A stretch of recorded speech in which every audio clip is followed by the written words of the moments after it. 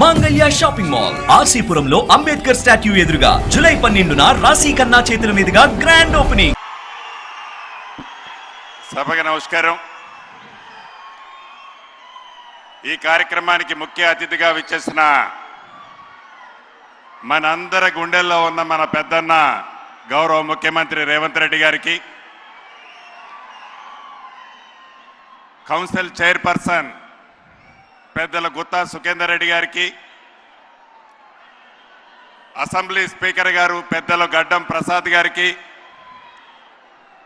స్థానిక శాసనసభ్యులు, రాష్ట్ర ఉప ముఖ్యమంత్రులు, మీ అందరి అభిమాన నాయకులు బట్టి విక్రమార్క గారికి, సహచర మంత్రివర్యులు తుమ్మల నాగేశ్వరరావు గారు, ఉత్తమ్ కుమార్ రెడ్డి గారు, శ్రీధర్ బాబు గారు, కోమటిరెడ్డి వెంకటరెడ్డి గారు, శ్రీహరి గారు, ఇంకా వేదిక మీద ఉన్న గౌరవ పార్లమెంటు సభ్యులు, శాసనసభ్యులు, శాసన మండల సభ్యులు, అదే రకంగా కార్పొరేషన్లో వివిధ కార్పొరేషన్ల చైర్మన్లు, మున్సిపల్ చైర్పర్సన్స్, ఇంకా వేదిక మీద అతిరథ మహారథులు చాలా మంది ఉన్నారు. వారందరికీ ఈ కార్యక్రమానికి లక్షలాది మందిగా తరలి వచ్చిన నా కుటుంబ సభ్యులైన ఆడబిడ్డలు, అన్నదమ్ములకి, ప్రింట్ అండ్ ఎలక్ట్రానిక్ మీడియా మిత్రులందరికీ మనస్ఫూర్తిగా హృదయపూర్వక నమస్కారం. మీరు ఆశీర్వదించి దీవించి మనస్ఫూర్తిగా పెద్ద మనసుతో దీవించిన ప్రభుత్వం వచ్చి 2.5 సంవత్సరాలు అయింది. ఈ 2.5 సంవత్సరాలలో గౌరవ ముఖ్యమంత్రి రేవంత్ రెడ్డి గారి నాయకత్వంలోని మన ప్రజా ప్రభుత్వం, ఇందిరమ్మ ప్రభుత్వం, పేదవాడి సంక్షేమం కోసం, పేదవాడికి అన్ని రకాలుగా ఆదుకోవటం కోసం, పేదవాడి గుమ్మానికి సమస్తం చేర్చే విధంగా ఈనాడు ఈ ప్రభుత్వం పనిచేస్తుంది.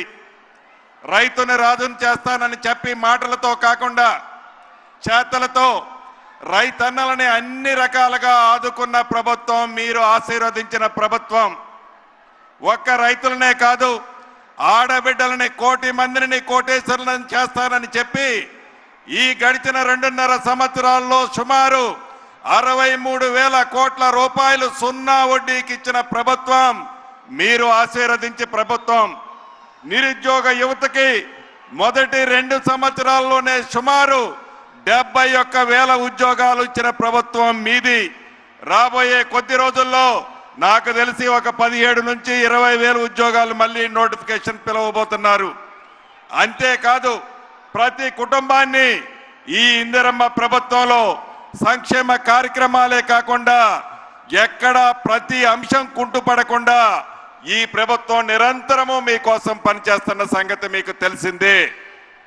అందుకే ఏ ఎన్నికలు వచ్చినా, ఎప్పుడు ఎక్కడ ఎన్నికలు జరిగినా మీరు మనస్ఫూర్తిగా ఈ ప్రభుత్వాన్ని ఆశీర్వదించారు, దీవించారు. అదే మాకు పూర్తి నమ్మకం. ఈ ప్రభుత్వం మంచిగా పనిచేస్తుందని చెప్పటానికి నిన్న మొన్న మనం చూస్తున్నాం, నోటికొచ్చిన పదాలతో ఒంటి నుండా విషము నింపుకొని ఆ విషాన్ని వారు ఎలా కక్కుతున్నారో మనం చూస్తానే ఉన్నాం.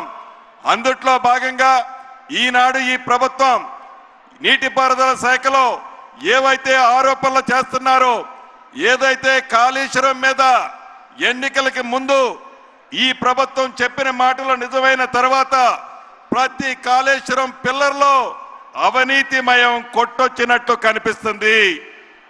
దాన్ని మర్చిపోయి వారు చేసిన తప్పులు, వారు ఆడిన అబద్ధాలు, వారు పన్నే కుట్రలు ఈ ప్రభుత్వం మీద రుద్దాలని చూస్తున్నారు. ప్రతిదీ రాష్ట్రంలోని ప్రజలు గమనిస్తున్నారు.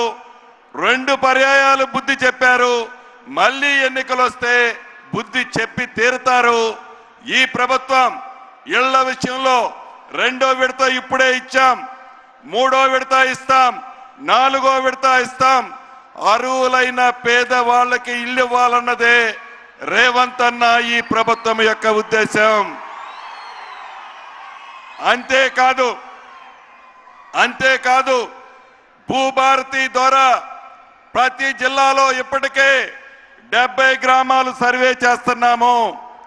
ఈ రాబోయే 2 సంవత్సరాల్లో రాష్ట్రంలోని ప్రతి గజాన్ని సర్వే చేసి ఏ రైతైతే సాగులో ఉన్నాడో సాగులో ఉన్న రైతుకి మ్యాప్తో భూదారు కార్డును ఇవ్వటం జరుగుద్దని కూడా ఈ వేదిక ద్వారా రాష్ట్రంలో ఉన్న రైతన్నలకి తెలియజేస్తున్నాము.